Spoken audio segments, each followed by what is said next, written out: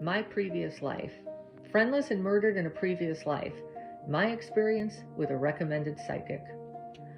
I have an open mind and believe in things that many skeptical people don't, such as the existence of a spiritual world. My recent decision to visit with a psychic was driven by this, as well as a nagging desire that was steadily morphing into a pressing need to know if my father, who passed away a couple of years ago, was still there, wherever there was, so long as it was within reasonable reach of here, and I could take solace in the knowledge that he was somewhere and somehow accessible and okay. We had a few hopeful hints, including a bright light that flashed the night after he passed in my mother's room when she and I were trying to console each other. There were also the 2 trips that my husband made to the post office to mail out some boxes of donations of a book that we had published that we had dedicated to my father, to Poppy Joe. The song The Candyman was playing when he walked into the post office the first time, which holds some significance since my father had worked as a candy wholesale distributor. The fact that we couldn't remember the last time we'd heard The Candyman playing on the radio also fed into our corroboration, although one could argue it was the month of October, and in recent years, it had become customary to celebrate Halloween every single day during the entire month. My husband decided that he was going to pay extra close attention to what music was playing when he dropped the rest of the boxes of books off the second time. Turns out it was Jimi Hendrix's Hey Joe. While all this was well and good and fed beautifully into our desperation, my goal was to find an impartial stranger who was able to substantiate all that we, in our grief, wanted to believe was true. I realize that all this seems to contradict the fact that I'm a research scientist, trained to form conclusions based on what is objectively there and not what I subjectively wish to see. The thing is, much of what I observe in the form of data and use to interpret and learn something is based on the behavior of molecules that are invisible to the human eye. And yet, to do my job, I have no choice but to believe there is genuinely something there to probe and manipulate and poke at to get answers. And I'm able to do this thanks to the work of scientific-minded souls over the course of centuries who devised elaborate methods allowing for indirect measurements and readouts of otherwise visibly undetectable stuff. So given the miracles of science that I use and believe in every day, and given my insatiable curiosity of who we are and what drives us from the most basic molecular level to the most mysterious and likely astoundingly complicated spiritual level, I'm not so sure my open-mindedness is so contradictory to my chosen profession in life. I'm one of those types who visits cemeteries on Halloween night when the veil between the living and the dead is presumably at its thinnest, and I take photos in the darkness with the flash on. My hope when I do this is that I can capture fantastic images that I can try to convince both myself and others are not simply iPhone camera artifacts, but rather netted catches hinting at an afterlife. And in the time that I've been doing this, I've seen things that are hard to explain, but easy to believe. They whisper in my ear that there may be more than what our 5 senses alert us to. In old 18th and 19th century New England burial sites, on All Hallows Eve, I caught what looked like ghostly formations. One took on the shape of a woman from a different era, clothed in what may have been a chemise, possibly a waistcoat, and possibly a petticoat. And I've seen some pretty wild-looking orbs, generally coming across as bright, colorful images that ranged from white to green to blue to red or purple. A couple of orbs photographed at Hart Pond Cemetery, right down the road from where we live in Chelmsford, Massachusetts, looked like faces with eyes and expressions. One, captured on Halloween night one year, looked like it had long, flowing hair, and another, caught on a different Halloween night the following year, looked like a bird-like head with an outstretched arm. Broad daylight has yielded some surprises too. One day, also in Hart Pond Cemetery, I captured shadows in the trees, creating a whole-body image with a face, hair, and torso, all having fallen into place with the proper and expected dimensions. There were interesting-looking faces in the trees as well. I photographed sunlit patterns on trunks resembling a skull-like face amidst other faces on Halloween Day in Gilson Road Cemetery, a reputedly haunted New Hampshire graveyard with a history of Indian massacres and at least one zany medicine man. In the Hilldale Cemetery, an allegedly haunted Massachusetts-based resting place with numerous buried Civil War veterans, shadows cast on a headstone looked as though they could pass for a disembodied, Lucifer-like face. And in North Cemetery in Princeton, Massachusetts, I photographed an alarmingly detailed image of a young woman, complete with eyes, nose, mouth, cheeks, neckline, and dark hair, on the back of a gravestone of an infant named Laura, who died in the 1800s and was buried next to two young siblings and their mother. Laura's grave was precariously and uniquely positioned in strangely eroded soil. Although the back of her marker looked like a painted portrait, upon close inspection, it was comprised only of moss, lichen, weathered stone, and fortuitous shadowing. Images of a person screaming and a man's profile and a baby crying were pointed out by others as surrounding the image of the woman. I didn't see these initially. Once I was made aware of them, they were hard to unsee. It was also hard for me to resist putting it all in the context of the 10-month-old little girl named Laura, who seemed somehow linked to them. How did she die so young? Given that she passed away in the 1800s, was it cholera? Tuberculosis? Or something a story on the back of her gravestone was trying to tell us? Was it just pareidolia? Perhaps. Or was it a way for the spiritual world to communicate with the living through our natural surroundings? Returning to the seeming dichotomy of being a researcher with a penchant for and belief in the supernatural, I believe because I'm curious by nature.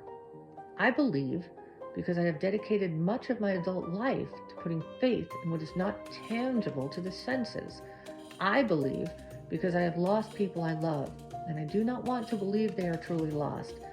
And if there is a chance that the spiritual realm might use things like trees, leaves, and stone to communicate with the living, then I couldn't think of a reason why spirits wouldn't use the living themselves to communicate.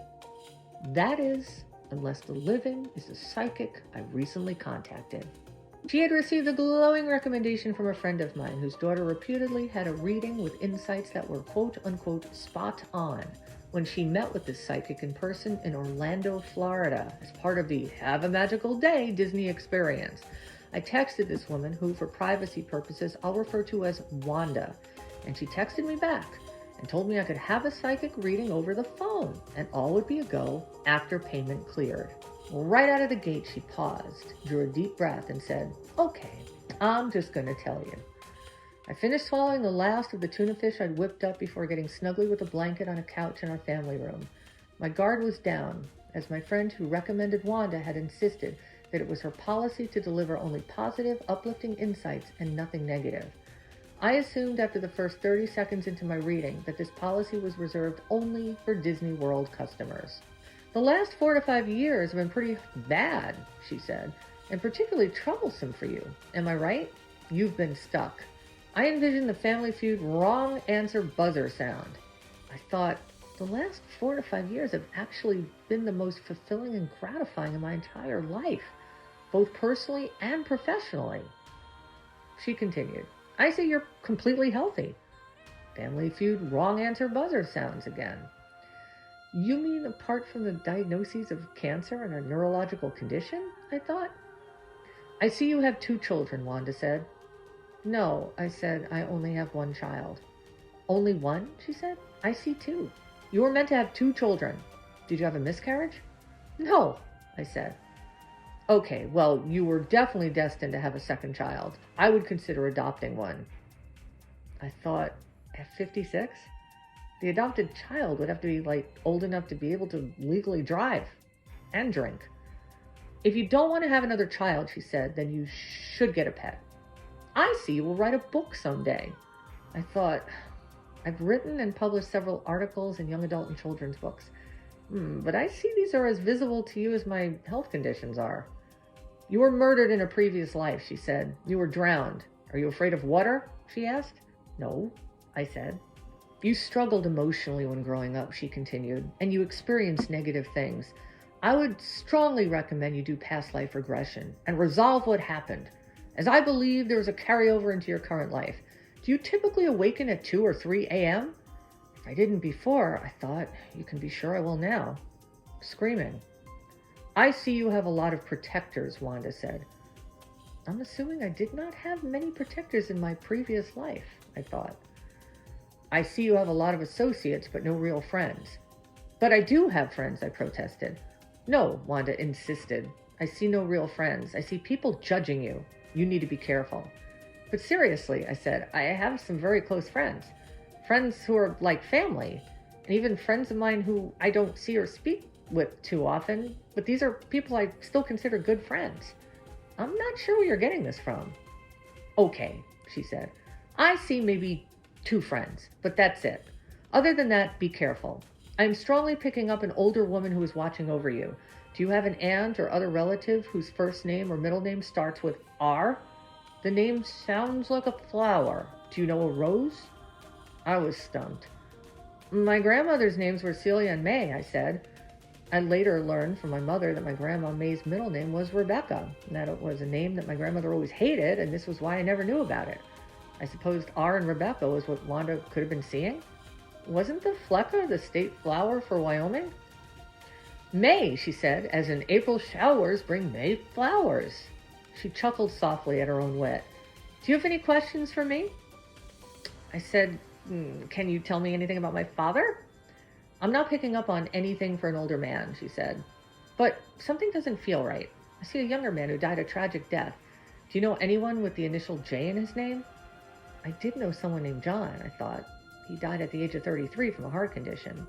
He had actually inspired the writing of my first published book that, according to Wanda, I hadn't yet written. He's in a better place, she said, and he's watching over you. But you don't see my father? I asked. No, he's not revealing himself, Wanda said. You have some psychic abilities, by the way. You do this with your dreams. I see great news with finances. In 2023, it's going to be your year. And that feeble and transparent attempt to end on a high note concluded my $65 psychic gaslighting experience. I decided to take the cheap way out and directly and neurotically assail some of my friends I still believed I had, instead of investing in more psychic insight to try to learn why I had no friends. I received replies including the following from one person. Jesus, Ellen, sounds like a crackpot. I am your friend, so she's dead wrong. And I also received from another person, you are my favorite person and my true BFF. That psychic, quote unquote, can go bleep herself. And I also received from another person, bleep, I'm your real friend. Given that I got reassurance from no less than 3 people and the psychic insisted that I had at most 2 friends, it was again time for the Family Feud buzzer sound. So, it's possible that spirits communicate through things like leaves and rocks and cloud formations and sunlight. In a similar vein, spirits might also communicate through living things, like people. But people have something that the leaves and rocks and cloud formations and sunlight do not have. Free will. And therein lies the rub. Attempting to use a human being to reach beyond the here and the now, and that which most of us comparatively obtuse creatures are unable to see, touch, smell, hear, or taste, means risking possible fallout from the free will of said human being, regardless of how amazingly open their pineal gland might be relative to that of others. That said, I still believe to a large extent, because I want to believe, but also because I've had a good amount of time to reflect on what this bizarre thing called life is about. I think how the seemingly endless stream of personal and global struggles and victories and tragedies and miracles alternate and intertwine. With so much hardcore, continuous stirring of energy, it's hard to believe that there's ever a time when anything so impactful could ever just turn mute. And one questionable experience with one questionable psychic will not deter me from continuing to believe. Although I would like to know who drowned me in a previous life, and if they are here in my current life. They owe me quite the apology.